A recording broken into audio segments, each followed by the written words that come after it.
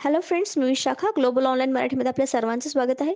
आजच्या व्हिडिओमध्ये आपण मुंबई विद्यापीठ पेठ 2021साठी म्हणजेच MA पेठ 2021साठी रिसर्च मेथॉलॉजी संशोधन कार्यप्रणाली या विषयावरचे MCQs बघणार आहोत. MCQs थ्रू आपल्या कन्सेप्ट क्लिअर करणार आहोत, ज्या ह्या आपल्याला पेट एक्झाम क्लिअर करण्यासाठी खूप हेल्पफुल ठरणार आहेत. आजचं हे आपलं 23वा सेशन आहे. ऑलरेडी 22 लेक्चर्स कंप्लीट झालेले आहेत रिसर्च मेथॉलॉजी या टॉपिकवरती. सेशनला सुरू करण्यापूर्वी जे स्टुडंट्स या एक्झामसाठी प्रिपरेशन करणार आहे त्यांच्यासाठी आमच्याकडे एक स्पेशल क्रॅश कोर्स आहे, ज्याच्यामध्ये तुम्हाला ही एक्झाम क्रॅक करण्याचा एक मंत्र मिळणार आहे, ज्यामध्ये तुम्हाला फुल सिलेबस व्हिडिओ लेक्चर्स मिळणार आहेत, फुल सिलेबस नोट्स मिळणार आहेत, 10 टेस्ट मिळणार आहेत. रिसर्च मेथॉलॉजीवरती जास्तीत जास्त प्रॅक्टिस करून तुम्ही ही एक्झाम क्रॅक करू शकता. त्यासाठी ह्या 10 टेस्ट आहेत स्पेशल रिसर्च मेथॉलॉजीवरती. तर या सर्वचा अभ्यास करून तुम्ही सहजपणे ही टेस्ट जे आहे पेट एक्झाम जे आहे ते क्लिअर करू शकता. ही टेस्ट सिरीज जॉईन करण्यासाठी, हा कोर्स जॉईन करण्यासाठी फक्त दिलेल्या व्हॉट्सअप नंबरवरती मेसेज करायचा आहे. त्याची फीस फक्त 499 रुपये आहे. लवकरात लवकर कोर्स जॉईन करा, जेणेकरून या एक्झामला तुम्ही टार्गेट करून ही क्लिअर करू शकाल. आजचा आपला टॉपिक आहे रिपोर्टिंग अँड थेसिस रायटिंग. तर रिपोर्ट कसा लिहायचा असतो आणि थेसिस रायटिंग मध्ये काय पॉइंट्स आहेत ते आपण बघूयात.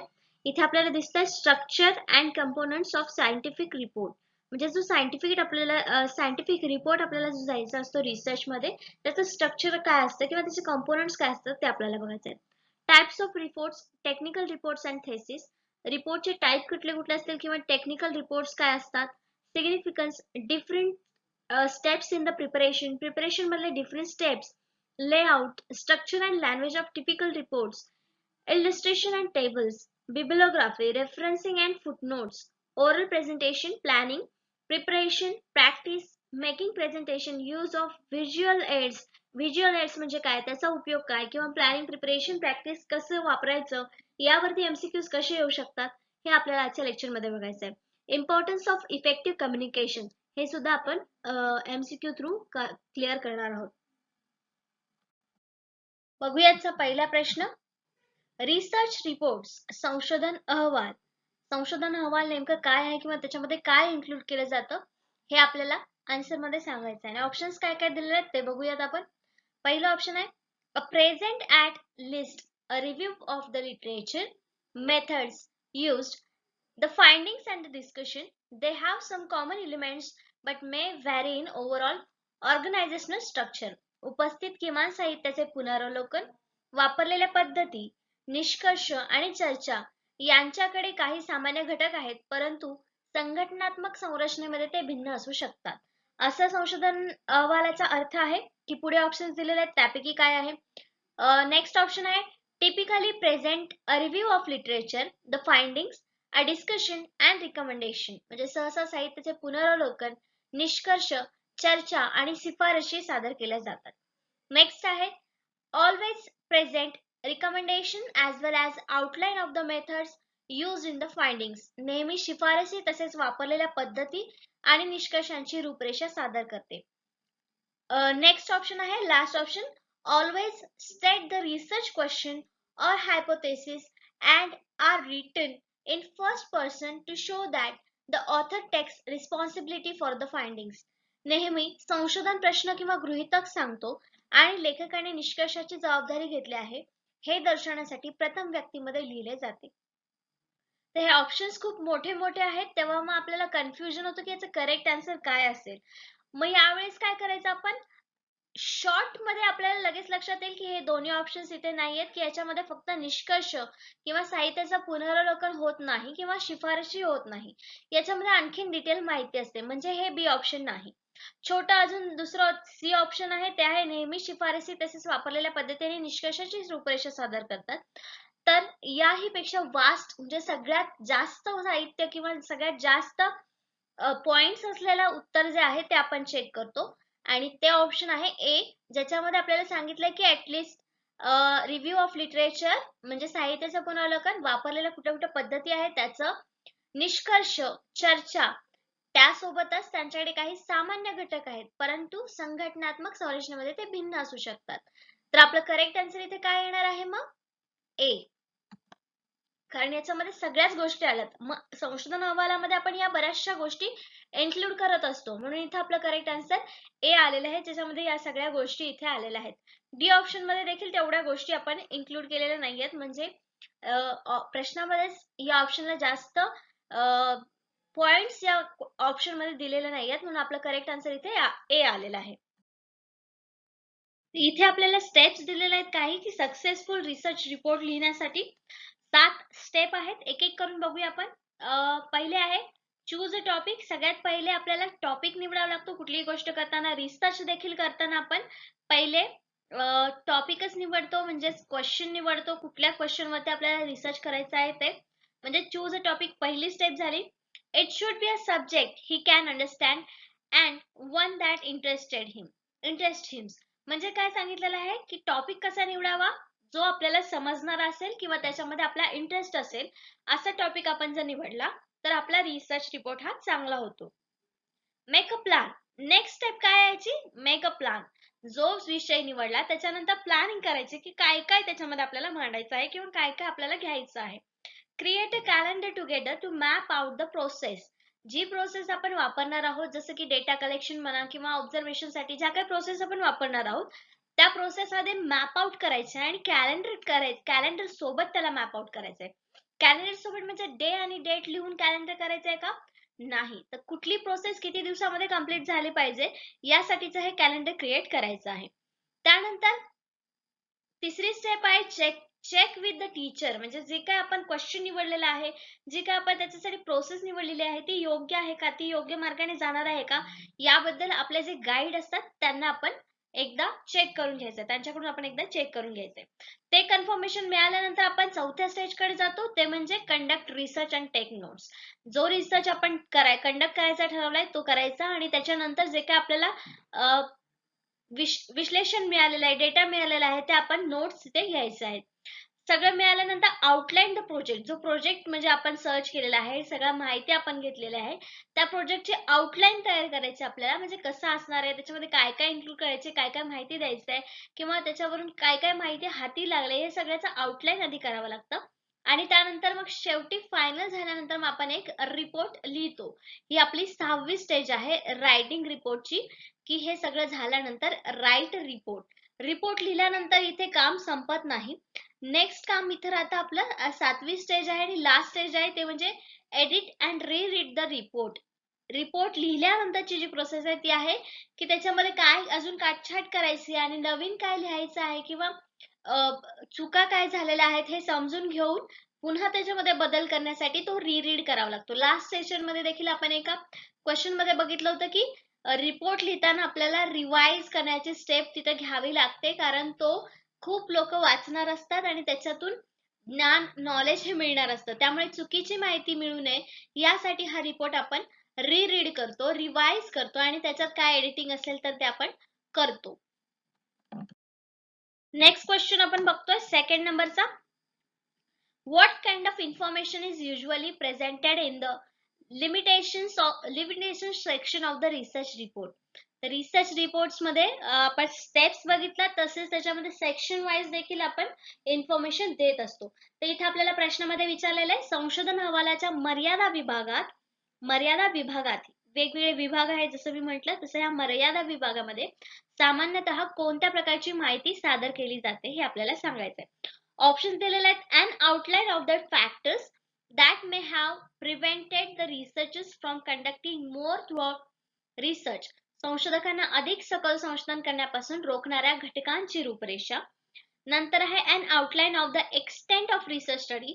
संशोधन अभ्यासाच्या व्याप्तीची रूपरेषा.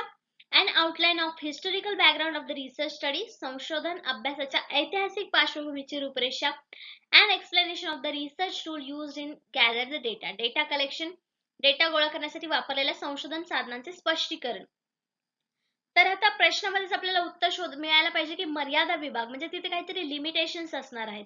मग लिमिटेशन्स असणार आपल्याला ऑप्शन कुठलं वाटतंय? हे गोळा करण्यासाठी वापरलेले संशोधन सांगणं, वस्तू सांगणं, साधनं सांगणं, हे स्पष्टीकरण देणं, हे मर्यादा विभागात येऊ शकतं का? नाही. मग डी ऑप्शन नाही. हिस्टॉरिकल बॅकग्राऊंडची पार्श्वभूमी देणं, रूपरेषा देणं, हे लिमिटेशन्स आहेत का? नाही. व्याप्ती सांगणं एखाद्या गोष्टीची म्हणजे मर्यादा आहे का? नाही. मग एकच ऑप्शन इथं आपल्याला राहिलेलं आहे, जे आहे कुठल्या तरी घटकापासून आपल्याला रोखण्यासाठी एक संरचना आहे. त्याला आपण मर्यादा असं म्हणू शकतो. म्हणजे हा एक फॅक्टर आहे जिथे आपण मर्यादा घालून दिलेली आहे. म्हणजे आपला ऑप्शन ए इथे करेक्ट येणार आहे, की ही काय आहे संशोधन अहवालाच्या मर्यादा विभागामध्ये काय इन्क्लूड करतो? तर संशोधकांना अधिक सखोल संशोधन पासून रोखणाऱ्या घटकांची रूपरेषा याच्यामध्ये आपण देत असतो. मर्यादा विभागात, संशोधन अहवालाच्या मर्यादा विभागामध्ये. Information about the limitation of your study are generally placed either at the beginning of the discussion section of your paper, so the reader knows and understand the limitation before reading the rest of your analysis of findings. तर यांनी कसं सांगितलेलं आहे, हे जे limitations आहेत, आपल्या report मधले लिमिटेशन्स आहेत ते सुरुवातीला दिलेले असतात. का? तर जो आपला पेपर वाचणार आहे त्याला कळावं की कुठल्या कुठल्या लिमिटेशन्स घालून आपण हे रिपोर्ट तयार केलेला आहे. म्हणजे तो रिपोर्ट आहे तो सगळ्याच वेळेला म्हणजे सगळ्याच वेळी लागू होतोय की नाही याबद्दल वाचणाऱ्याला शंका निर्माण व्हायला नको, यासाठी सुरुवातीलाच आपण हे लिमिटेशन्स दिलेले असतात. or the limitations are outlined at the conclusion of the discussion section. किंवा हे झालं जेव्हा आपण सगळं आउटलाईन तयार करतो तर त्याच्या कन्क्लुजन मध्ये कन्क्लुजन काय काय निघतात त्याच्यामध्ये आपण हे डिस्कशन सेक्शन मध्ये फाइंडिंग्स किंवा लिमिटेशन्स काय काय आहेत आपल्या रिसर्चचे किंवा आपल्या रिपोर्ट मधले ते आपण ऍड करत असतो. मेन पर्पज काय आहे हे लिमिटेशन्स आपल्या रिसर्च मध्ये किंवा माहितीमध्ये प्रोजेक्ट मध्ये ऍड करण्याचा, की त्याच्यामध्ये कुठल्या सिच्युएशन मध्ये आपला फाइंडिंग्स हे लागू होत नाहीयेत हे त्या व्यक्तीला त्या रीडरला समजावं यासाठी आपण हे लिमिटेशन्स इन्क्लूड करत असतो आपल्या रिपोर्ट मध्ये. नेक्स्ट क्वेश्चन आपण बघतोय 3rd नंबरचा. जॅर्गोन इज शब्दसंग्रह आहे किंवा शब्दसंग्रहाविषयी या ऑप्शन्स पैकी कुठलं स्टेटमेंट हे बरोबर आहे हे आपल्याला सांगायचं आहे. Option A, specialised language and is always inappropriate. विशेष भाषा आणि नेहमी अयोग्य असते. अयोग्य भाषा आपल्या इथे करेक्ट आन्सर असू शकतं का? नाही, म्हणजे हे ऑप्शन आपल्या इथे कट झालेलं आहे. नेक्स्ट आहे technical language use with in a field and therefore has a place in research report. एका क्षेत्रात वापरली जाते, तांत्रिक भाषा एका स्पेसिफिक क्षेत्रात वापरली जाते म्हणून तिला संशोधनामध्ये स्थान आहे का? नाही, हे पण स्टेटमेंट याच्याबद्दल चुकीचं आहे.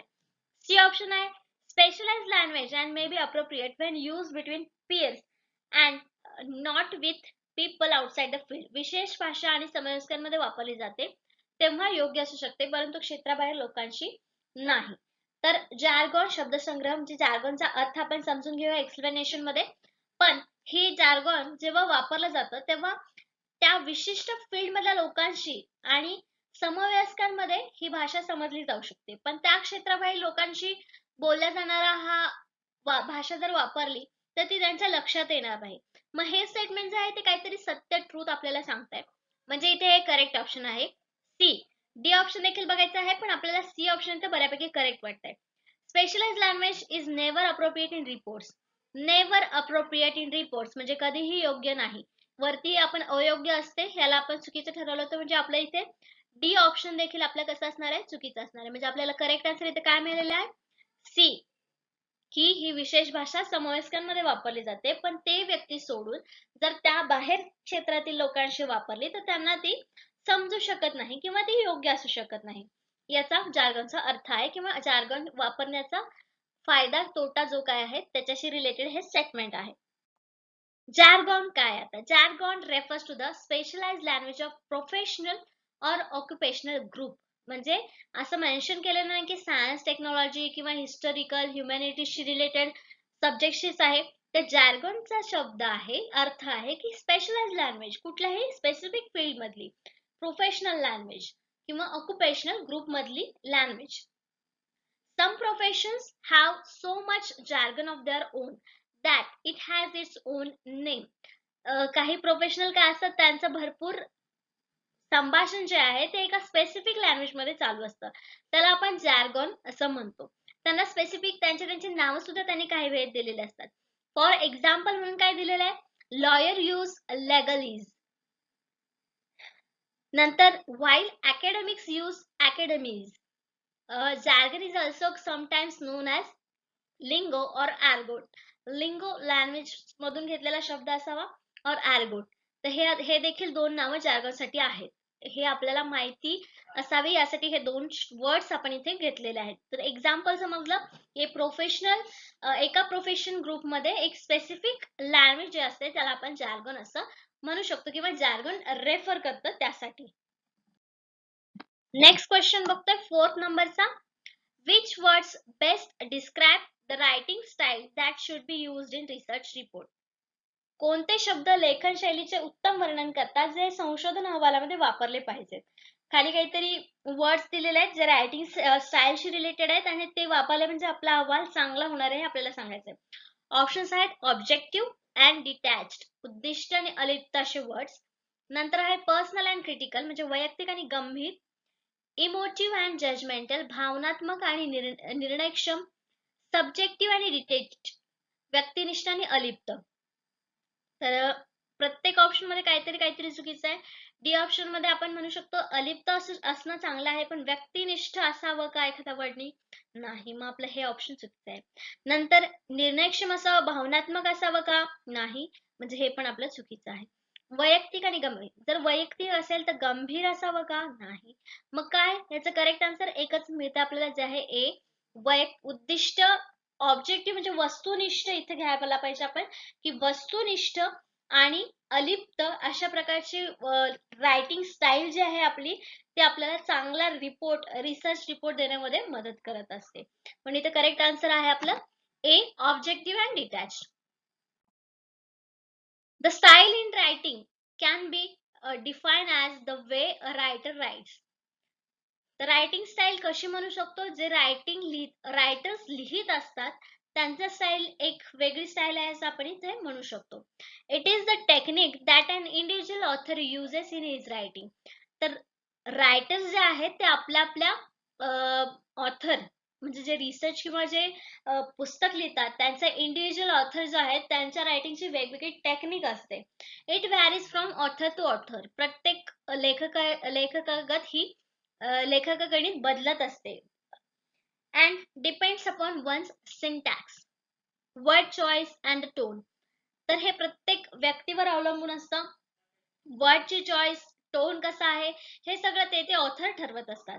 It can also be describe as a voice that readers listen to when they read the work of the writer. तर याला व्हॉइस देखील म्हणतात का? तर जेव्हा ते रीड करत असतात, जे लिखाण आहे ते रीड करत असतात तेव्हा त्याला व्हॉइस असं म्हणतात. म्हणून हे आपल्याला लक्षात ठेवलं पाहिजे की त्याला डिस्क्राइब काय म्हणून करतात?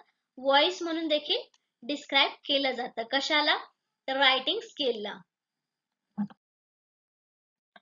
नेक्स्ट क्वेश्चन आहे the abstract of the report. तर अबस्ट्रॅक्ट म्हणजे काय आपल्याला माहिती आहे? गोषवारा ज्याला मराठीमध्ये म्हणतात, अहवालाचा गोषवारा. तर त्याच्याबद्दल कुठलं स्टेटमेंट हे ट्रू आहे आपल्याला सांगायचं आहे. ऑप्शन दिलेले आहेत. The abstract of the report is usually written before the rest of the report. सहसा उर्वरित अहवालापूर्वी लिहिले जाते. Provides a snapshot of major section of the entire report. संपूर्ण अहवालाच्या मुख्य विभागाचा स्नॅपशॉट प्रदान करते. C serves as the introduction to the report with a focus on background of the research. संशोधनाच्या पार्श्वभूमीवर लक्ष केंद्रित करून अहवालाची ओळख म्हणून काम करते. आणि ती is usually several pages in the length. सहसा अनेक पृष्ठांची लांबी म्हणजे अबस्ट्रॅक्ट असतं. तर अबस्ट्रॅक्ट म्हणजे शॉर्टच असतो, म्हणजे हा अनेक पृष्ठांची लांबी वाढवण्यासाठी किंवा लांबी म्हणजे अबस्ट्रॅक्ट नसणार आहे. डी ऑप्शन इथे नसणार आहे. मग प्रत्येक अहवालाच्या उर्वरित भागाआधी लिहिलेलं असतं हे स्टेटमेंट बरोबर आहे का? नाही, प्रॉपर माहिती आपल्याला देत नाहीये. मग या दोनपैकीच आपलं करेक्ट आन्सर असणार आहे बी किंवा सी. मग आपलं करेक्ट आन्सर आहे बी, प्रोव्हाइड्स अ स्नॅपशॉट. बरोबर आहे ना? जेव्हा आपण फुल रिपोर्ट घेतो त्याच्यामधला आपल्याला छोटासा सारांश स्नॅपशॉट आपल्याला अहवाल देत असतो. म्हणून इथे करेक्ट आन्सर आपल्याला बी मिळालेला आहे. An abstract is a short summary of your published and unpublished research paper. Abstract काय असतो? तर रिसर्च पेपरचा स्नॅपशॉट असतो, जो पब्लिश झालेला असो किंवा अनपब्लिश्ड असो. जसे की आपल्याला आपली पीएचडी कंप्लीट करण्याच्या आधी रिसर्च पेपरचा विषय काय आहे यासाठी आपल्याला अबस्ट्रॅक्ट सबमिट करावा लागतो. Usually about a paragraph, 6 to 7 sentences, 150 to 250 words. Long. म्हणजे पॅराग्राफ किती, ॲब्स्ट्रॅक्ट किती वर्ड्स मध्ये असू शकतो, तर 150 ते 250 वर्ड्स मध्ये. A well written abstract serves multiple purpose. तर जो वेल रिटन ॲब्स्ट्रॅक्ट असतो त्याच्यामधून काय मिळतं आपल्याला, मल्टीपर्पजेस असतात त्याचे. त्याच्यामध्ये कुठले कुठले पर्पज आहेत हे आपल्याला समजून घेण्यासाठीच आपल्याला आधी इंटरव्ह्यूच्या वेळेस ॲब्स्ट्रॅक्ट द्यायला लावतात. And later and abstract helps reader remember key points from your paper. आणि ॲब्स्ट्रॅक्ट आपल्याला नंतर हेल्प कसं करतो, तर आपले जे रिसर्चचा एम आहे किंवा जे पॉइंट्स आपल्याला कव्हर करायचे आहेत त्यासाठी हे की पॉइंट्स आपल्याला देत असतो. यासाठी आपण ॲब्स्ट्रॅक्ट तयार करत असतो किंवा रिसर्च करताना आपल्याला ॲब्स्ट्रॅक्ट तयार करावा लागतो. नेक्स्ट क्वेश्चन आहे 6 नंबरचा.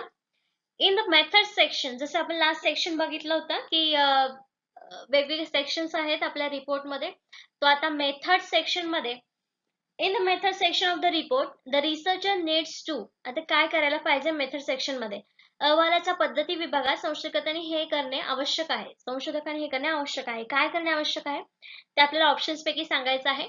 ऑप्शन्स बघूया. Discuss the result of the research, संशोधनाच्या परिणामांवर चर्चा करणे. Discuss the theoretical background of the research, संशोधनासाठी सैद्धांतिक पार्श्वभूमीवर चर्चा करणे.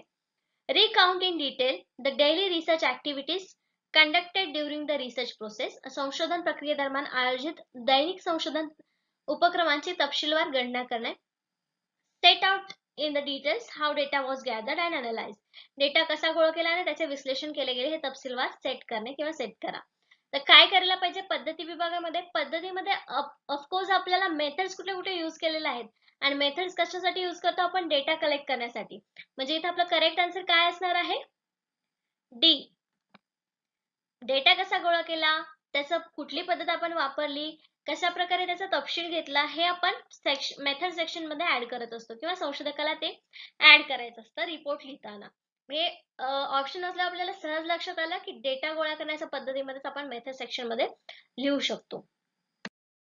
The method section should describe what was done to answer. जो आपण क्वेश्चन किंवा टॉपिक निवडलेला आहे त्याचा आन्सर मिळवण्यासाठी आपण काय केलंय, म्हणजे कुठल्या कुठल्या मेथड्स वापरल्यात, पद्धती वापरल्यात, हे आपल्याला मेथड सेक्शन मध्ये टाकायचं असतं. कोणत्या सेक्शन मध्ये, मेथड सेक्शन मध्ये. The research question describe how it was done.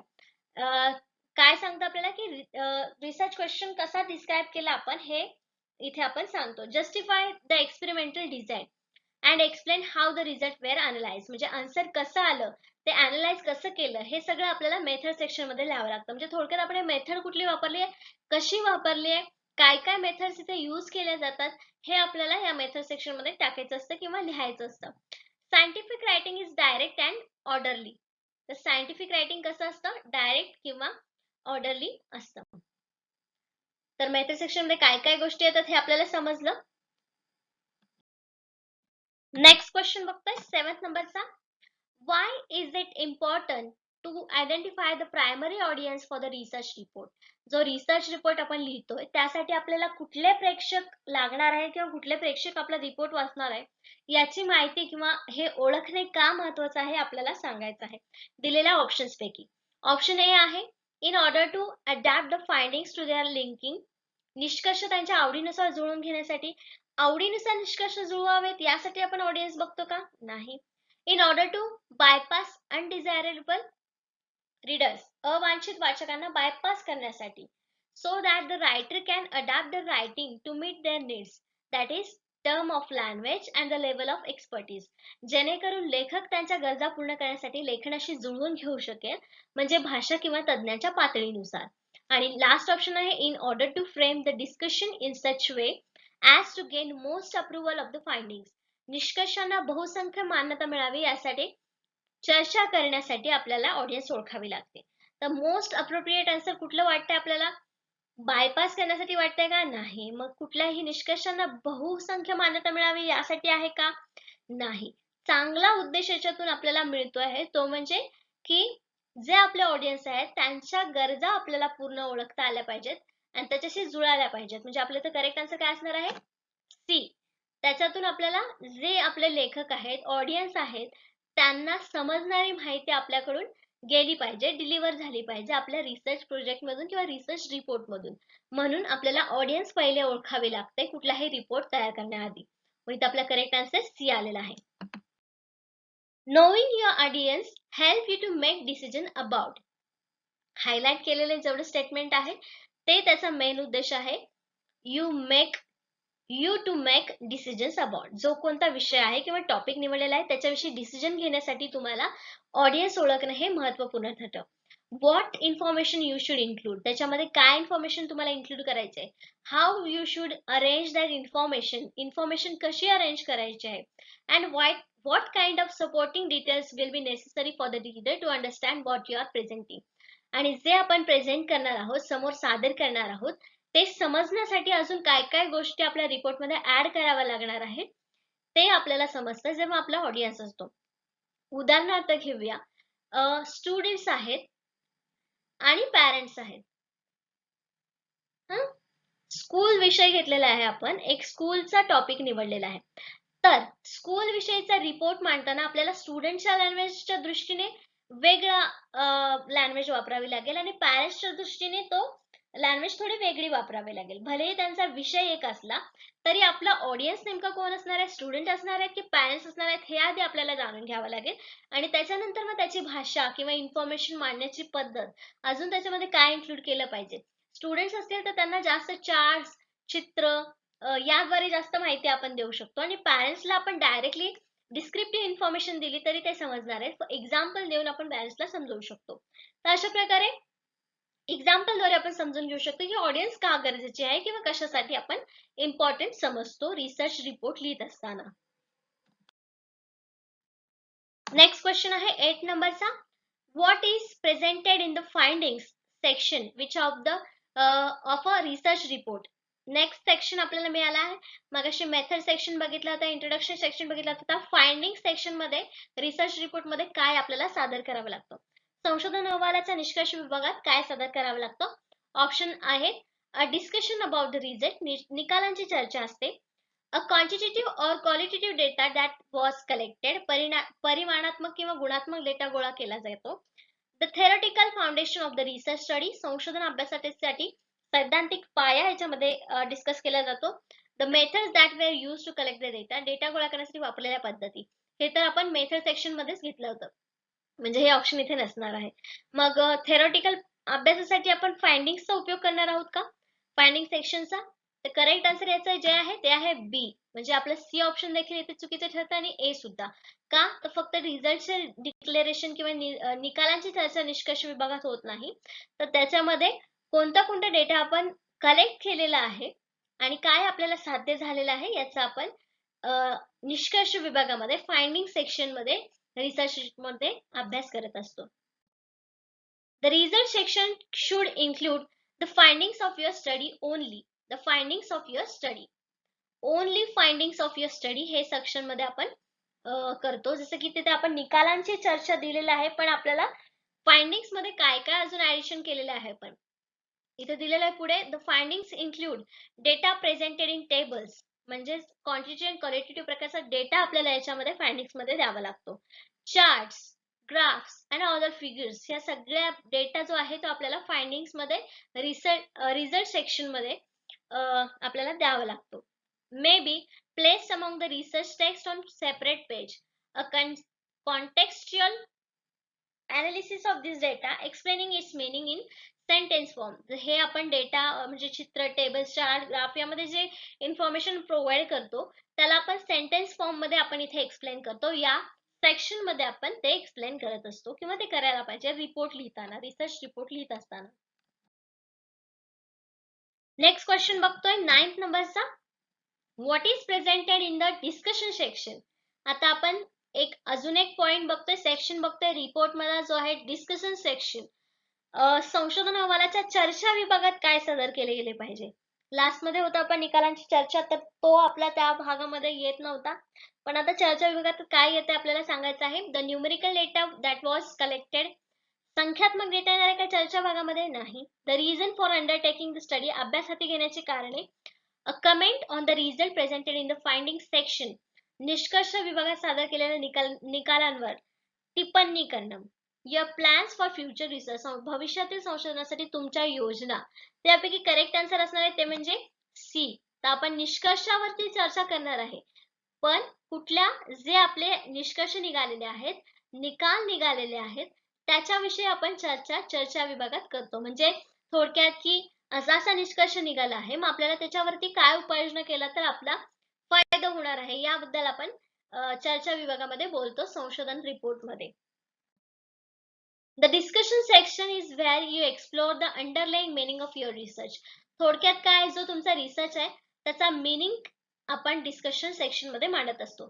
Its possible implication in other areas of study and the possible improvement that can be made in order to further development and concern of your research. म्हणजे आपल्या रिसर्चचा उद्देश काय होता, concern काय होता, हे आपण या पॉइंट मध्ये समजून सांगू शकतो आणि जे आपले फाइंडिंग्स निघालेले आहेत त्याच्यावरती उपाययोजना किंवा इम्प्रूव्हमेंट काय हे आपण सजेस्ट करू शकतो डिस्कशन सेक्शन मध्ये. तर रिपोर्ट मध्ये असे वेगवेगळे डिस्कशनचे section, method section, finding section असे वेगवेगळे सेक्शन असतात ज्याच्यामध्ये आपल्याला सगळी इन्फॉर्मेशन प्रोव्हाइड करावी लागते. नेक्स्ट क्वेश्चन बघतोय 10th नंबरचा. The conclusion of research report, संशोधन अहवालाचा निष्कर्ष. तर संशोधनाचा निष्कर्षाबद्दल कुठलं स्टेटमेंट ऑप्शन्स पैकी खरं आहे किंवा रिलेटेड आहे ते आपल्याला सांगायचं आहे. ऑप्शन्स आहेत, the conclusion of research report can introduce new information, म्हणजे नवीन माहिती सादर करू शकते. Must be based only on material presented in report, केवळ अहवालात सादर केलेल्या साहित्यावर आधारित असते. आवश्यक आहे, is the same as the abstract except that it is presented at the end of the report. अहवालाच्या शेवटी सादर केल्याशिवाय अमूर्त सारखेच आहे. आणि should focus only on findings of the research, केवळ संशोधनाच्या निष्कर्षावर लक्ष केंद्रित केले पाहिजे. तर संशोधन अहवालाच्या निष्कर्षा बाबतीत करेक्ट आन्सर जे आहे ते आहे बी, की जे तुम्ही अहवालात सादर केलेले आहे ते साहित्यावर आधारित असणं आवश्यक आहे. हे स्टेटमेंट त्याच्याशी निगडीत जे आहे ते इथे सगळ्यात योग्य आहे, सगळ्यात करेक्ट आहे. म्हणून आपलं करेक्ट आन्सर इथे बी आहे. नवीन माहिती सादर करू शकतो, पॉसिबिलिटी आहे, शेवटी सादर करत नाही तोपर्यंत अमूर्त असू शकतो आणि केवळ निष्कर्षावर लक्ष केंद्रित केले पाहिजे हे देखील बरोबर असू शकतो. पण सगळ्यात महत्वाचं काय आहे, आवश्यक बाब काय आहे याची, तर ते अहवालात सादर केलेल्या साहित्यावर आधारित असणं आवश्यक आहे. म्हणून आपलं इथे करेक्ट ऑप्शन बी आहे. The conclusion of research paper is where you wrap up your ideas and leave the reader with a strong final impression. तर conclusion मध्ये काय असतं की तिथं आपण आपलं जे काही माहिती आहे किंवा आपल्या ज्या आयडियाज आहेत तिथं आपण रॅप अप करतो, गुंडाळतो आणि मग शेवटी रीडरला एक स्ट्रॉंग इम्प्रेशन देतो जे आपल्या रिसर्च मधून आपल्याला द्यायचं असतं. Restate the research problem addressing in a paper. Summarize your overall arguments and findings. Suggest the key takeaways from your paper. म्हणजे आपल्या पेपर मधून काय काय द्यायचं असतं, ज्या गोष्टी आपण मांडलेल्या आहेत त्या समराइज करायच्या असतात. आर्ग्युमेंट्स काय आहेत, फाइंडिंग्स काय आहेत ते देखील आपल्याला मांडावे लागतात कन्क्लुजन मध्ये. पण कसं आपल्याला गुंडाळायच्या व्यवस्थेमध्ये हे तयार करायचं असतं आणि हे आपल्याला मांडायचं असतं. तर अशा प्रकारे आजचे आपले 10 क्वेश्चन्स, 10 कन्सेप्ट इथे संपलेले आहेत रिपोर्टिंग अँड थेसिस रायटिंग मधले. लास्ट लेक्चर मध्ये देखील आपण याच टॉपिक वरचे एमसीक्यूज आणि कन्सेप्ट बघितले होते आणि आजही आपण ते कंप्लीट केलेले आहे. जे टॉपिक्स आपले राहिले असतील ते देखील आपल्याला कव्हर करायचे आहेत एक्झाम पर्यंत, जे आपल्याला पेट एक्झाम साठी उपयुक्त ठरणार आहेत. आजच्या सेशन साठी धन्यवाद.